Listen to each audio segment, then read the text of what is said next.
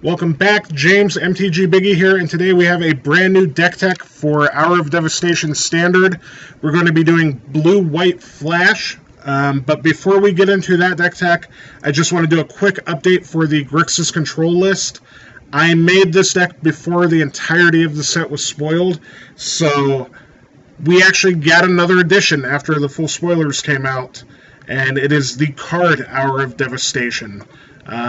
It is a 5-mana sweeper. Basically, all creatures lose indestructible to the end of turn, and it deals 5 damage to every creature and every planeswalker that's not a Bolus planeswalker.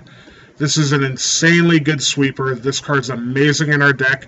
So what we're going to do is trim Sweltering Suns, and possibly a one of Disallow or the Locust God was my other consideration in trimming, just because this gives us a little more mid-game to set up our game plan and our win conditions, and is a very effective sweeper. Another option is just to trim the Sweltering Suns for one of in your main deck, and then trim a Negate or Transgress the Mind or Never to Return, one of those three, to fit one in your sideboard. But I definitely want 2 in the 75 total. Outside of that, a card that I did overlook, I feel could be good in this list, is Chandra Flamecaller. It's a card that's been in Standard for a long time, and it actually just totally escaped me until it was mentioned in a comment by a gentleman or a lady, I'm not entirely sure, by the name of Sri Umi Rachmati. I totally butchered that, I know, and I'm sorry. But thank you for the comment. I absolutely think Chandra Flamecaller could fit somewhere in the 75, probably as a 2 of. Again, if we fit 2 in the board, we could trim a Negate, trim a Never to Return, and just fit some more gas to give us some more mid-game action. But I don't feel Chandra is entirely necessary, but absolutely something you can be doing. So that is that for Grixis and for the new edition. Let's get into our new deck tech for blue-white flash. It's a deck that's been around for a while in Standard, and it lost a little bit when Reflector Mage was banned, but we gain a little bit in Hour of Devastation, and that's kind of what inspired me to make a list. So, without further ado, we'll get into the mana base. We are working with 7 basic plains, 6 basic islands, so very consistent mana base. In addition to that, since we're playing all those basics, we get to play 4 Prairie Stream and 4 Port Towns, and also 2 Irrigated Farmlands. The cycling is not as important in this deck as it is in like Grixis or something like that, but it's nice to be able to play 24 lands and cycle away the ones you don't need late game. If you're to top deck them, it's not a dead draw. In addition to that, we have a one of a new land. It is a desert called Shefet Dunes. It adds a colorless mana to your mana pool, or you can pay 1 life and add a white, so it makes white mana. But it has a nice ability here where we could pay for, sacrifice a desert, which this is our only one, and our creatures get +1/+1 till the end of turn. So it's just a nice little built-in combat trick utility land. I thought testing 1 right now would be decent. You could certainly add some more of the cycling lands that are deserts that produce 1 color mana. They come into the battlefield tapped, so that's kind of why I'm leaning away from them right now. Or more copies of Shefet Dunes if you would like to. Outside of that, let's get into our creatures. We're playing 4 of Thraben Inspector. It's the best 1-drop white creature in Standard right now. I wouldn't play a white deck with creatures without 4 of them. And then we're on 4 of Selfless Spirits, which protects our guys, especially since we are playing Spell Queller, and we have the synergy with Avacyn to trigger Avacyn at our command or whatever. And it's just a very good creature against sweepers, although not effective against Hour of Devastation. But against other sweepers and against removal spells and stuff like that, it's just a safety net. The next 2-drop, I was back and forth between this and another one. It's Glorybound Initiate, we're playing 4 of. I feel the card's really good and it hits pretty hard. I'm not entirely sure if it should be this or it should be 4 of Rattle Chains, so we could play more of the flash game. Either one will work. I think Rattle Chains is good and it has its benefits. Being able to play on their end step is very effective, so it's a bit quicker than Glorybound Initiate because it start attacking right away. Glorybound hits a bit harder, and the life gain is not something that we're really going to prioritize, but it is just an added benefit. When you exert this guy, you can gain 4 life. So either direction you want to build a deck, I just didn't want to split it 2 and 2. I wanted the consistency of having 4 of whatever other 2-drop we had. So right now it's Glorybound Initiate, but you can absolutely play Rattle Chains. And then we're on 4 Spell Quellers. I feel this card's severely underplayed in Standard. It's still very good. I know there's a lot of removal around, but we do have the benefit of the Selfless Spirits as well as some counter magic. So Spell Queller's very good still. And then we have our other new addition, which was kind of the inspiration for making a build of this deck, and that is Nimble Obstructionist. It's a 3-mana flash flying 3/1. So we have Vendilion Click statistics. That's really good. I love Vendilion Click in Modern and Legacy. The card's insane. And here we have a fringe benefit, not unlike Vendilion Click, but not quite as good. It's cycling, so you could cycle it for 3 mana, and when you do cycle it, you get to stifle something of your opponent's. So a triggered ability or an activated ability. We don't have Aetherworks Marvel to stop anymore with it, which just would have been great against Aetherworks Marvel. But there are several triggered abilities, activated abilities. You can stifle an opponent trying to exert a creature, or eternalizing a creature of their own. Various things like that. There's a lot of activated abilities happening. If somebody's playing like a Shefet Dunes against you, you can stifle that ability and they just sack their land for nothing. There's a bunch of fringe benefits of this card. Outside of that, it's just a good body for 3 mana, and it plays into our tempo-based game.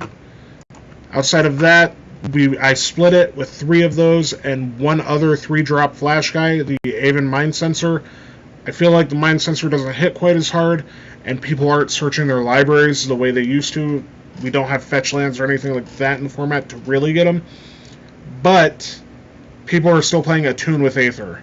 So flashing this guy in and stopping them from attuning and finding their lands or whatever, it's pretty effective. So it's just a one of right now.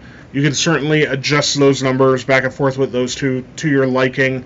They're very similar statistic-wise. The Nimble Obstructionist is just a little bit bigger, and I feel its ability is a little bit more relevant in the format. And then we are playing 3 Archangel Avacyn, just an amazing 5-drop flash creature. This is kind of your finisher, your biggest top-of-your-curve beater, and it has that synergy with Selfless Spirit, so you can trigger its ability and flip it on command pretty much. It's a very good card.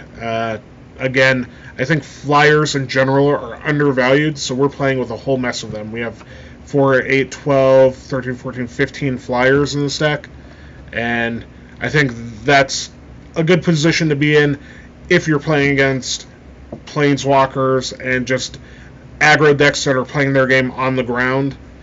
Flyers are important. I've always felt that way.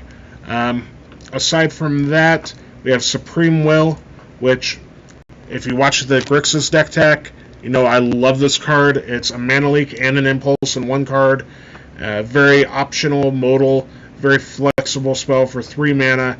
I just think it's value city. All of the modal spells like that are very, very good. So that's a 2 of. And then we're going to round out our counter magic suite with 3 Censors. Still one of my favorite cards to come out in the last couple sets for Standard.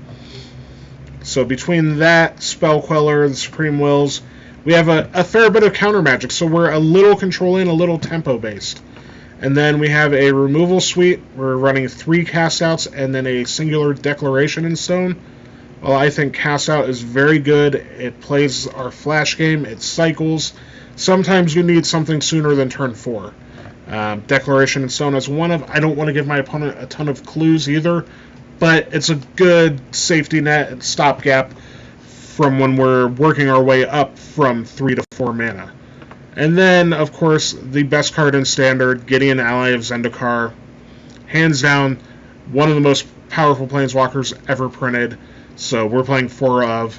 There's no reason to not. If you have Planes in your deck, play Gideon. Aside from that, our sideboard plan right now, this is where we get a little more flexible. I'm on 3 Fragmentize. I certainly can see trimming 1 or 2 of. It takes out a Heart of Kiran. It takes out a Scrap Heap Scrounger. It has a lot of uses in the format, but I don't feel as many as it used to since we don't have Aetherworks Marvel. But still, some artifact hate is pretty important, I think, in this format. And then we have our second Declaration in Stone. When you want to go up to an additional removal spell, if you're playing a match where your counters aren't as good, or on the draw, I could see Deck in Stone being better than like a Censor.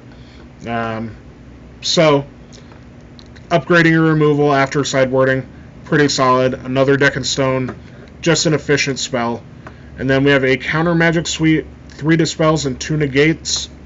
I feel like the Control Mirror Dispel is still the best counter you can have. And Negate is very, very solid in a lot of matchups. You can play Essence Scatter if that's something you're in for. You can play the 4th Censor in the sideboard if you'd like.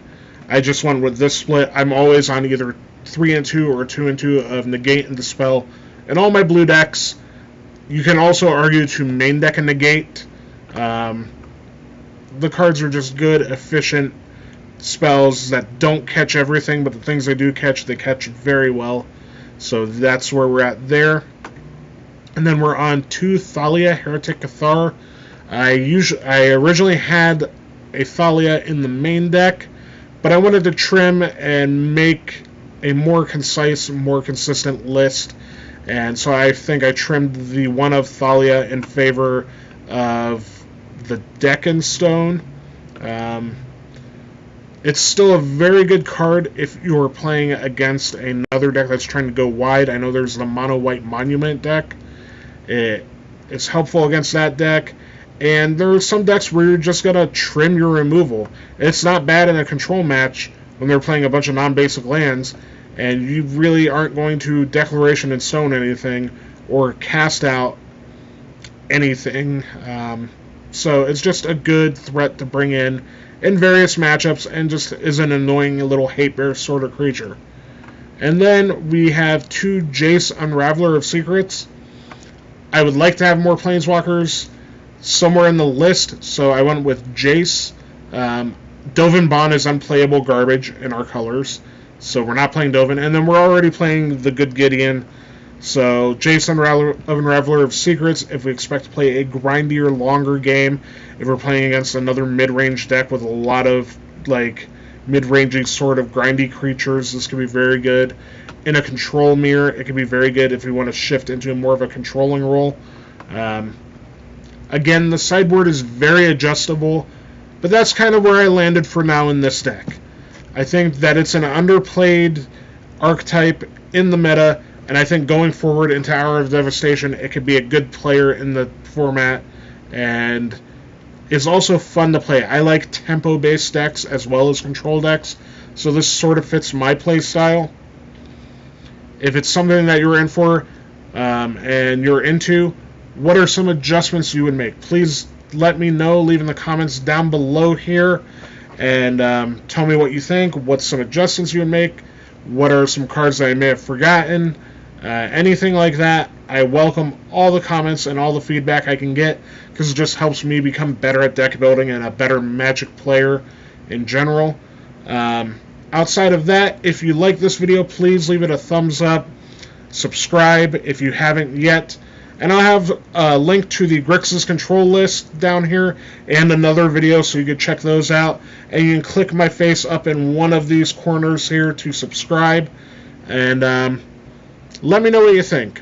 I'm probably going to do at least 1 or 2 more standard deck techs for this format because it's finally an open format where there's some brewing that can happen and nobody has to worry about a big bad boogeyman deck in the format that's ruining a format yet. That being said, I look forward to hearing from all of you, and I'll talk to you again soon.